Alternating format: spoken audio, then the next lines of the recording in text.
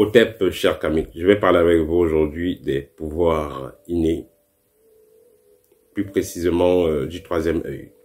Alors, très récemment, j'ai eu une consultation avec une dame qui disait que son fils, depuis quelques mois, son enfant a à peu près 3-4 ans, voilà, que depuis quelques mois, son enfant manifeste un certain comportement et quand elle a bien observé les choses, elle s'est rendue compte que son enfant a un troisième œil assez développé et son mari lui a proposé de l'amener chez un ganga ou chez un prêtre pour pouvoir fermer ce don spirituel. Voilà, donc je fais ce partage avec vous parce que je sais qu'il y a parmi vous des pareils cas ou il y en aura des cas pareils dans vos foyers. Alors, il faut comprendre que à la base, nous sommes tous des âmes dans des corps. Nous sommes des âmes ayant déjà du parcours. Et quand on parle de parcours ici, ça renvoie dans certains cas à des âmes qui ont déjà été dans des corps des personnes qui ont eu à se faire initier. Parce qu'il faut noter que l'initiation que vous faites maintenant, cette initiation-là va influencer votre âme et va influencer la prochaine réincarnation. Ce qui fait que vous allez dans des personnes qui vont naître avec certains dons. Donc, ces personnes vont naître avec certains chakras plus actifs que d'autres, certains centres énergétiques plus chargés que d'autres. Et ces personnes-là seront donc capables de manifester certains dons. En ce qui concerne les dons, nous avons par exemple la clairvoyance. Nous avons, c'est-à-dire quelqu'un qui peut voir des choses que les autres n'arrivent pas à voir, que ce soit étant à l'éveil, que ce soit étant couché. Nous avons, étant dans le sommeil, nous avons la claire audition ou la claire audience, c'est-à-dire quelqu'un qui peut entendre à distance. Nous avons la claire sentence, quelqu'un qui peut ressentir les énergies, quelqu'un qui peut être capable de toucher un objet et dire que l'objet est envoûté, quelqu'un qui peut être capable de visiter un objet, de visiter un endroit et dire que l'endroit est envoûté.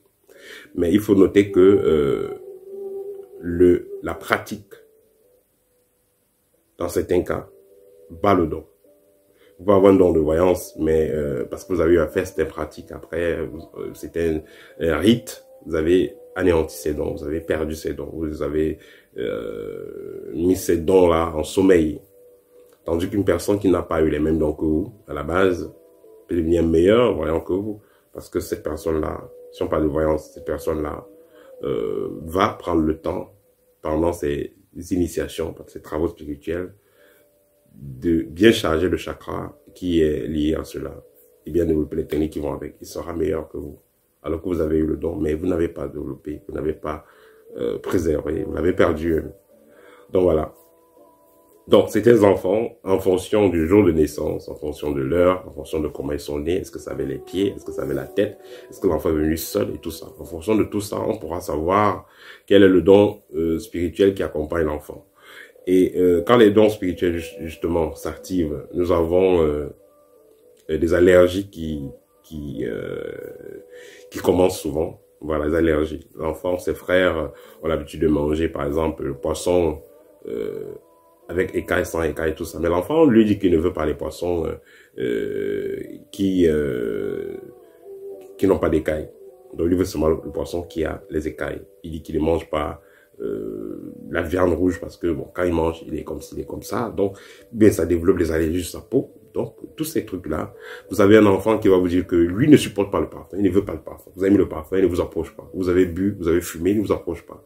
Justement parce que cet enfant a certaines facultés qui sont déjà activées. Et l'erreur que les parents font généralement, c'est quoi? Amener l'enfant chez un ganga pour dire qu'on va fermer le don, ou amener l'enfant chez un prêtre pour dire qu'on va bloquer le don.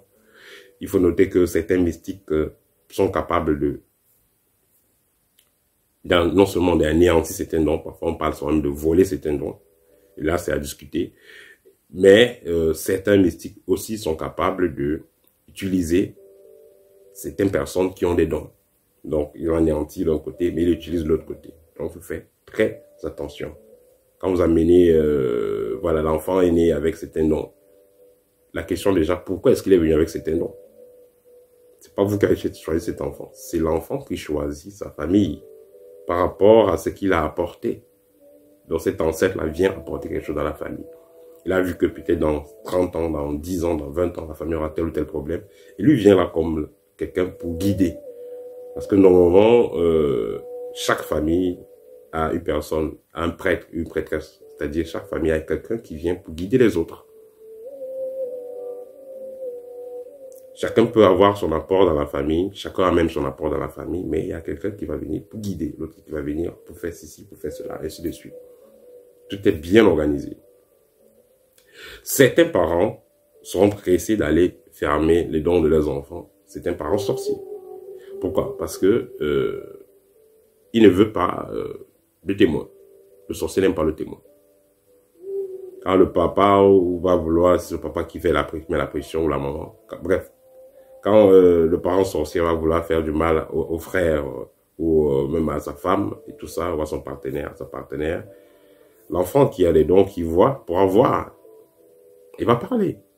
Il va dire à son frère, ne mange pas tel truc. Voilà, j'ai vu dans la nuit que, voilà, ne mange pas ça. Ne prends pas ceci, ne va pas dans tel endroit, ne fais pas ci, ne fais pas ça, ainsi de suite. L'homme, peut-être la sœur, le frère, bref, un proche de la famille a un couche de nuit. Celui qui a l'œil ouvert dans la famille va dire que j'ai vu c'est tel tonton, c'est telle personne qui est venue, je l'ai vu hier dans la maison. Il y a des enfants comme ça. Alors, le don spirituel d'un enfant peut être dangereux. Dans le sens où l'enfant, quelque part, on peut perdre sa jeunesse, son enfance. C'est-à-dire que il ne peut plus prendre des crèmes comme ses amis, les Alaska, les bonbons, les sucettes, tout ça. Manger n'importe quoi comme les enfants de son âge, il ne peut pas le faire. Voilà. Il va perdre même certains intérêts, certains jeux, quoi. Certains trucs que les enfants de son âge font, il ne fera pas. Ça, c'est un point. L'autre côté, c'est qu'il pourra se mettre en danger. Parce que le fait d'aller parler. Ah, j'ai vu le voisin là avec la voisine, j'ai vu ceci, j'ai vu cela, j'ai vu cela. Voilà, ça sera négatif. Mais, comme je l'ai dit, ça c'est quand l'enfant n'est pas orienté. Alors, qu'est-ce que le parent doit faire? Déjà, il évite d'amener l'enfant chez le prêtre ou chez le nganga. Ensuite, le parent va essayer donc de voir ce que l'enfant ne veut pas manger. Quelles sont les allergies de l'enfant et respecter ça. Parce que parfois, l'enfant peut avoir une allergie sans le savoir. L'enfant a pris la boîte de conserve, il a dit qu'il veut la sardine, il a mangé, mais après on voit les boutons sortent, on voit qu'il ne se porte pas bien, il commence à avoir les cauchemars, il rêve mal et tout ça. Ça veut dire que, justement, vous appelez le parent, vous réfléchissez, vous dites, ah, depuis quelques jours, je donne la sardine, depuis quelques jours, les attaques là ont commencé, ça veut dire qu'il faut que j'arrête ça. Ce qu'il faut comprendre aussi, c'est que dans le plan onirique, il y a deux fréquences. Il y a la basse fréquence et il y a la haute fréquence. Si l'enfant a des cauchemars tout le temps, il pleure, il crie dans les rêves, il a vu ceci, il a vu cela, les trucs atroces, c'est parce qu'il est connecté à des basses fréquences. Donc, essayez d'alimenter l'enfant d'une autre façon, donnez-lui des aliments qui vibrent un peu plus haut, un peu plus bio, et vous allez voir, il va mieux dormir, il n'aura pas les cauchemars. Parce que la plupart des cas où, comme je l'ai dit, les cauchemars, c'est des basses fréquences. Et quand l'enfant a donc ces dons de valence-là, il ne va jamais dormir comme tout le monde. Chaque nuit, il est en train de rêver, il est en train de voir des choses. Chaque nuit, il est branché à une fréquence. Autant mieux qu'il soit branché à la haute fréquence, là, il va communiquer avec les ancêtres et là, il va mieux orienter ses frères et sœurs. Mais s'il dort chaque jour et connecté à les basses fréquences, parce que le fait de manger, le fait de faire des activités qui vont le maintenir ou le connecter à les basses fréquences, là, il va voir plutôt des choses atroces et il sera traumatisé. Il ne serait pas à l'aise parce qu'il va pleurer chaque nuit qu'il voit les mauvaises choses. Et ça va vous motiver à aller fermer son troisième œil. Donc, qu'est-ce qu'il faut retenir? Je vais conclure rapidement. En fonction de la date de naissance de votre enfant, vous aurez une idée de quelles sont ses capacités, en fonction de votre propre date de naissance, en fonction de comment vous êtes né. En fonction des allergies de l'enfant, vous pouvez savoir donc qu'est-ce qu'il doit prendre, qu'est-ce qu'il ne doit pas prendre. Parce que plus il est à l'aise, que ce soit physiquement ou mentalement, plus ses dons pourront s'épanouir naturellement. Voilà. Vous devez aussi dire à l'enfant que ses dons, c'est naturel, c'est bien, et qu'il n'est pas quelqu'un d'étrange, et que c'est très bien qu'il ait des dons, et qu'il l'utilise avec sagesse. C'est-à-dire qu'il ne parle pas trop, et qu'il soit discret. Parce que s'il commence à trop parler, voilà, comme le dit toujours le sorcier, quand le sorcier sait que vous savez, que vous voyez, vous êtes la personne à battre. Parce qu'il ne veut pas les témoins quand il va faire le sale, comme on dit souvent, il fera du sale. Donc, vous avez des enfants. Il faut noter que vous avez aussi le devoir, dans votre mission de vie, de veiller sur ces enfants-là. Les préserver et préserver leurs dons. Parce que si vous faites perdre à votre enfant, et donc cet enfant est venu avec, c'est comme si vous êtes en train de réduire l'un de vos membres, de couper l'un de vos pieds ou l'une de vos mains. Voilà, c'était tout ce que je voulais partager avec vous aujourd'hui. C'était tout pour aujourd'hui. Voilà, vous avez besoin d'une consultation, n'hésitez pas, je suis disponible. À très bientôt, cher Kabit.